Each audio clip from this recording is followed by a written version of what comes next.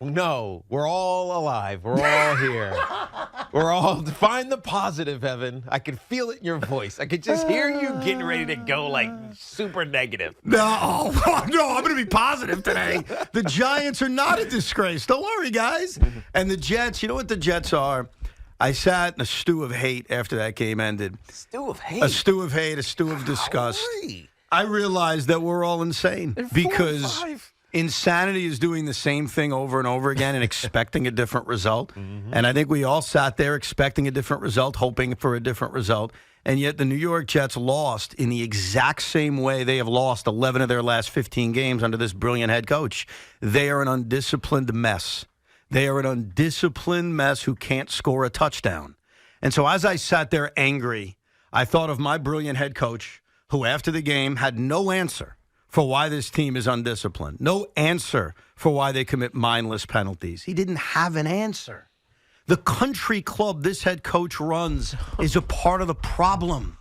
You know, this is crazy for you Giant fans out there. I want Robert Saleh to be Brian Daboll. I want him to scream at CJ Uzomah and grab him by the mask and say, CJ, you bleepity bleep bleep bleep. What the bleep are you doing? And we don't get any of that. When the Jets commit mindless penalty after mindless penalty, the counselor at the camp, Robert Saleh, says, we'll get him next time.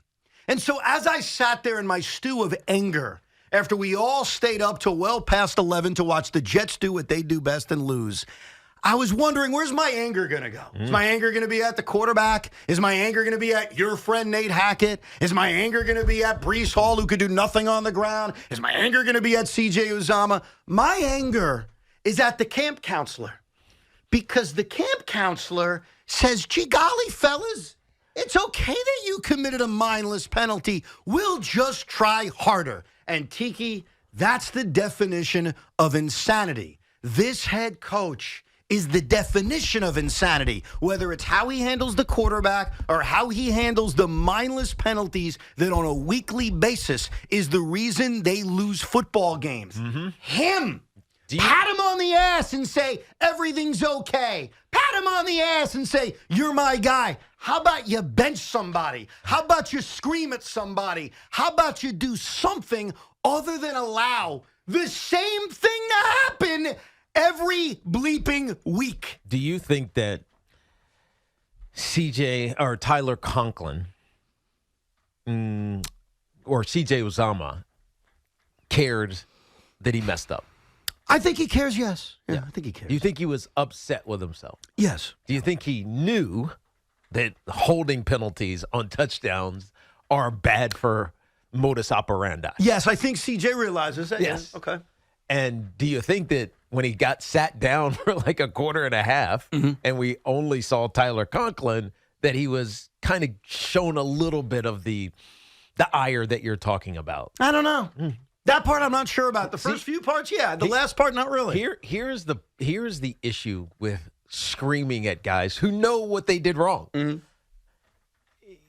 They're grown men, and they know what they did wrong. Then why does it happen week after week after week after week after week? If it was the same person every time, I might agree with you. All right, kid, you can't play because you're a liability every single weekend. But last weekend, it was Alan Lazard. This weekend, it's CJ Uzomah. Next weekend, I don't know who it's going to be. But it's not just a guy. So getting angry at a individual isn't going to solve the bigger problem.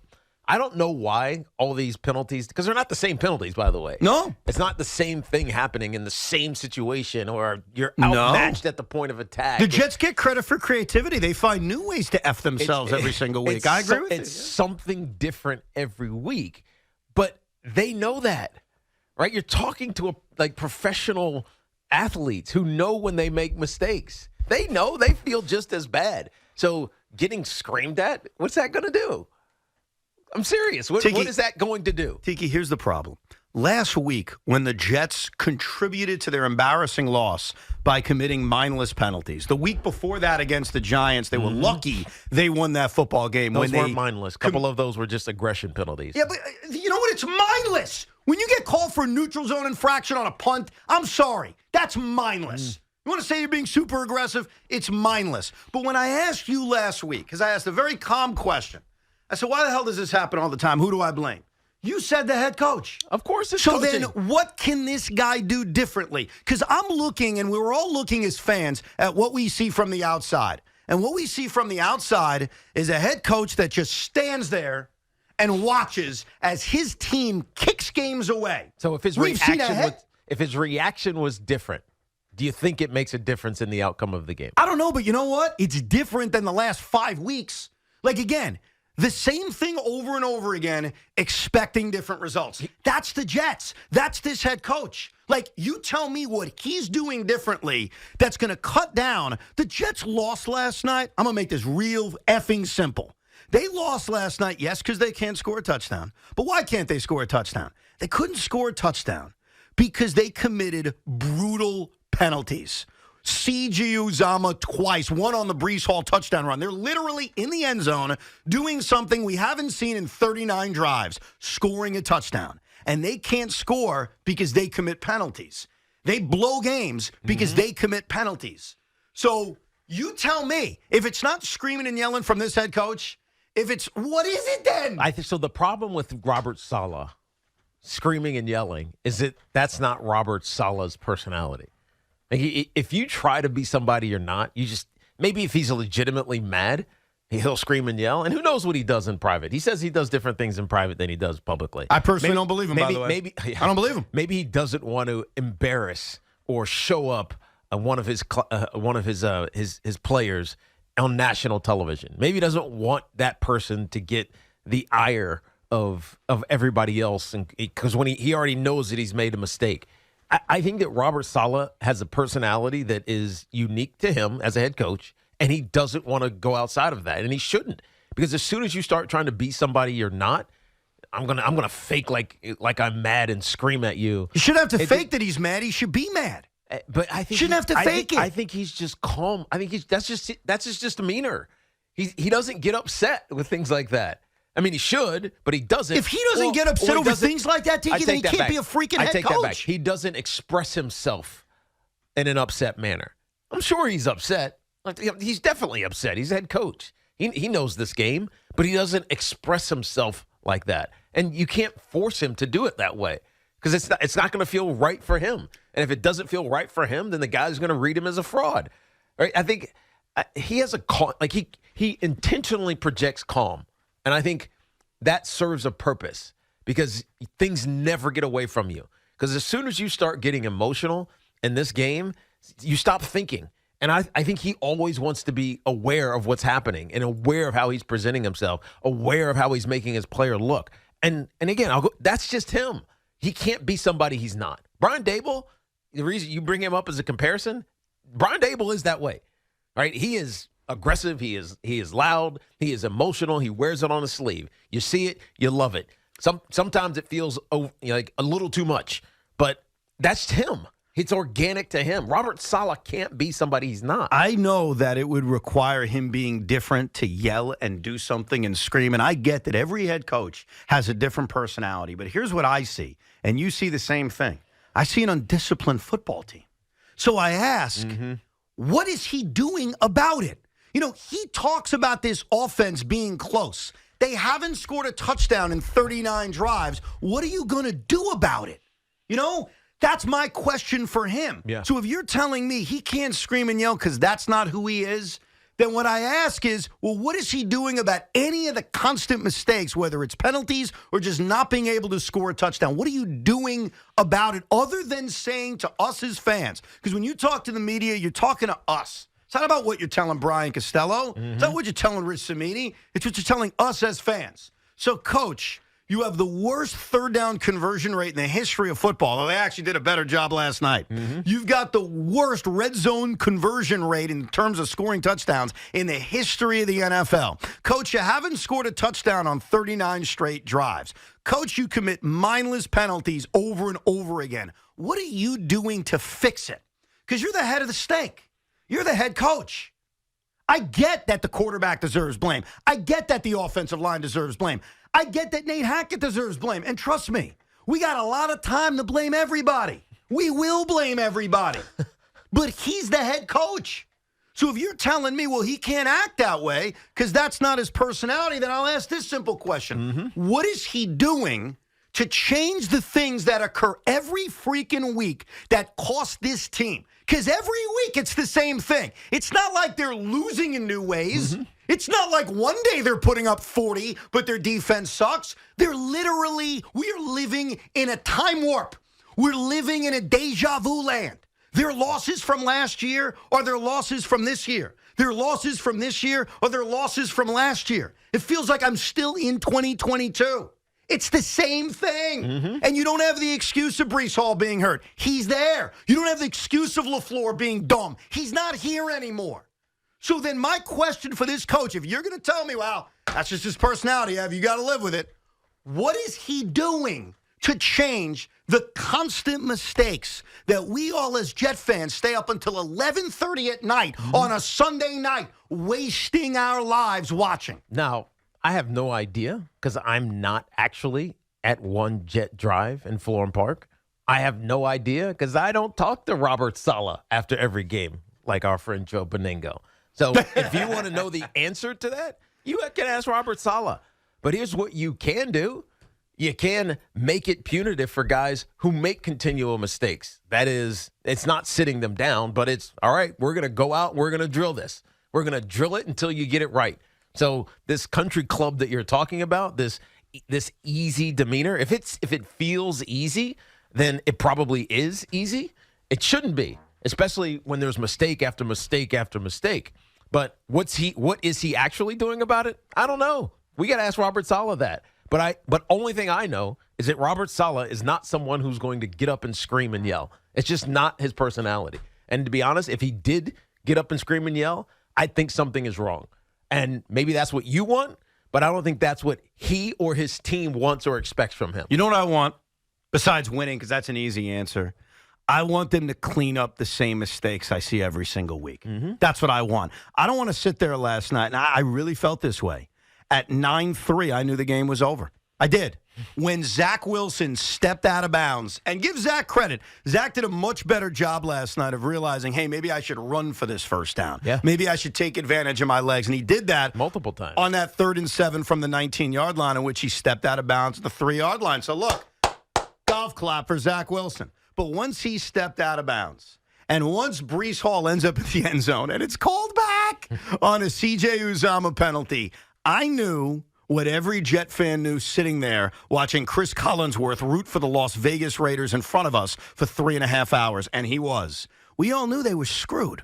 We all knew that was going to be the penalty we'll look back on because this offense never scores touchdowns. So when they actually do score a touchdown, you better make it stand. You better make it count. And so those kinds of mistakes, that one little mistake, that's when I knew they're not overcoming this. So what I want to see from this head coach and what I want to see from this roster, and we haven't seen it in the last 15 games. Think about this. They are 4-11 in their last 15 games. They're 4-11 in their last 15 games. And I know you don't like me mentioning last year. Here's why I mentioned last year. Because it's the same thing. It's not going to snowball. It is snowballing. It's the same thing. They're 4-11 in their last 15 games. I want you to answer me honestly. And I hope you give the right answer, because if you don't, I'm going to yell at you. I'm sorry. I'm just being honest. You think this roster, even on offense, you think this roster is a 4-11 roster? No. Do you think this roster? No, definitely is not. Do you think this roster? You have good tight end. You have good wide receiver. You have a great young running back. You have a decent offensive line when they're not, banged up and getting banged around. Zach is average. But, yeah, defense is fantastic. So do you think they're not a 4-11 team? And by the way, this offense which scores like 13 points a game, that hasn't scored a touchdown in 39 drives, I look at the talent on this roster, and I'm not saying they should be the Kansas City Chiefs. They shouldn't. They shouldn't be this. They should not be this. And so who else am I supposed to blame? Look, we can go through every single individual and every single moment and every single thing that cost them last night, but the one constant I've seen is this head coach. Mm-hmm. They are 4-11 in their last 15 games. They commit mindless penalties on a daily basis. And after the game, when this head coach, and play this audio, Louie, this is amazing. Because after this game, and I'm sitting there stewing in my own anger, I want answers. I want my coach to tell me, what are you going to do about the fact that your team commits penalties every single night? Listen to this answer from the head coach. It seems like it's a thing with the penalties. How do you get this under control? 1, 2, 3, 4. Gotta keep trying to figure it out, but figure it out. You know, you've you address it. They know what the rules are. They know what the rules are. They're just coming at the worst times, obviously. So yeah, no kidding. Thank you. 5 seconds of silence. Well, they know what the rules are. Give me an answer. What did you want to hear? You know what I wanted to hear? I'm glad you said that. What did I want to hear at midnight last night after watching that crap? Yeah. You know what I wanted to hear? What? This is what I would want to hear from Robert Saleh. Things are going to change around here. I'm not going to tell you what I'm going to do because that's private, but I'm pissed off, and we're all pissed off. And we all know that this BS, and then they can beep you out, needs to stop, and it needs to change. So I would show some kind of force and some kind of anger. Now, I agree. But what does that do? It's better than that. Okay, but he gave me nothing. He basically said, I don't know. But, Evan, that's placating you. That's placating the fan. That's placating whoever asked that question to make it sound like, that reporter writes an interesting article that says Robert Saleh's pissed. But ultimately, it doesn't change anything. How do I know? How do you know? He's tried the same thing and it hasn't changed anything. So why not show some anger? Maybe it would change something. Gotta keep trying to figure it out. It's not him. It's just not his personality. Well, his personality is not working. His style here is not working. And the thing that's really not working, and this is the difference between Robert Saleh and Adam Gase, and the difference between Robert Saleh and Todd Bowles. And I'm sorry to bring up those names, but here's the difference. Those guys had an excuse. Their team sucked. This team does not suck. I will not accept this team's just not good. Deal with it. Because they're better than this. And to be 4-11 in your last 15 games, and to go 39 drives without scoring a touchdown, and to continue to commit mindless penalties, that's something that you cannot explain away with, well, they're not good. That's what Adam Gase's excuse was, and he was right. That's what Todd Bowles' excuse was after year one, and he was right. None of that's an excuse around here. That's not an excuse anymore. Yes, but here's the actual reality. They're not 4-11 this year. They're 4-5 this year, and they have everything still in front of them. And I'm not saying it's going to miraculously be better, especially not offensively, because I can't. I mean, the only thing you can do is tell Zach, just take risk. If you're going to have turnovers, fine, but have aggressive turnovers. You can't be this passive in the red zone. You're just never going to score points. You have enough talent to do something in the red zone. But the Jets are 4-11, are 4-11 in their last 15, but they're 4-5 this year. Nothing is away from them yet, and they still have games that they can win. And the last thing you want to do is go nuclear after having a couple of bad weeks of penalties. Because they're still so. I think he's right. They're close. Oh, give me a break. Gotta keep trying to figure it out. They're not close. Evan, when you give up 16 points, when you give up 16 points, you should be able to win. And so, to me, close is not blowing out your next opponent. It's not winning by 20. It's finding a way to win those tight games. Because let's face it, winning is hard in the NFL. I mean, you see it every single week. Even the good teams have trouble winning some of these games. Lamar Jackson and the Baltimore Ravens gave up a 14-point lead to a team that they were dominating for most of the game. It happens, right? Winning in the NFL is hard, but the Jets aren't the Giants, right? The Jets. That's our saving grace, Jet fans. The Jets good news, Jet fans. We're not the Giants. What I mean by that is that the Jets still have hope that something can come from this season. The Giants don't. Tiki. So the Jets, look, yes, they need to play better. Yes, it's easy to get upset, but you also can't be someone you're not. Tiki, that's all I'm saying about I'm going to tell you Saleh. something right now. You are right that it's not hopeless in terms of math. They're right there at 4-5. Divisional games coming up. Beat the teams in front of you, and you can make the playoffs. But you know what I said about insanity?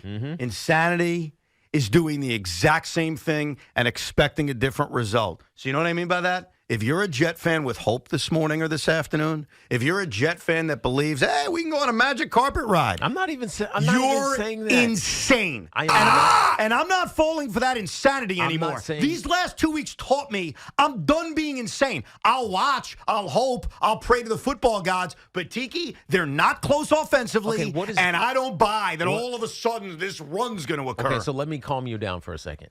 What is getting upset going to do? Makes me feel like slightly better. I don't know what it's going to do. It's my natural reaction to it. Sure? Look. Are you sure you're going to feel better? I'm a baby. What do you want me to tell you? You want me to get into the comatose state that Giant fans are in of getting blown out by the Dallas Cowboys and just saying, whatever, shucks, no big deal? The Giants season is hopeless, and it has been for a couple of weeks. When you start losing your quarterback and you playing with your third-string offensive guards, you don't have a chance. The Giants they're in a hopeless spot right now. And it felt like at points in that game against the Cowboys, they just laid it down. They weren't trying. And that's frustrating. But it's not unexpected given where they are right now. The Jets are not even close to that. The Jets still have this season in front of them. So getting pissed off and getting mad and angry and screaming and yelling, what is that going to do for you? Nothing. It's going to create a distraction. It's going to create, I don't know, strife in the locker room. It's the last thing you're talking to Robert Saleh, not me, because I was about to say, gee, Tiki, we played a tough game last night. We lost to the Las Vegas Raiders. Yes. Deep breath. Let's just move on. I'm not talking about you as the fan. I'm talking about the Jet as the Jets. Here's why I want Robert Saleh to be different. I'll tell you why. Because you're right, the season isn't hopeless yet, even though deep down we know it is. Oh, come on. I want him to do something different because what he's done so far has not worked. And I'll throw out year one because it was a rebuild. It didn't work last year. It's not working this year. And they continue to lose in the exact same way week after week after week after week. And here's the problem, Jet fans. Back in August, when we met Robert Saleh, when we sat down with Robert Saleh, he basically gave us a preview. We'll get to that coming up next, plus your calls at 877-337-6666. That's right. Robert Saleh told us before we even realized what the problem was with this roster and what the problem was with him. He told it to us in August. We didn't listen. Well, here in November, we're listening. We'll play that for you coming up. We'll get into the Giants as well, who completely embarrassed themselves yesterday. And the great Joe Beningo will join us coming up at 4 o'clock. The Jets killed Carl.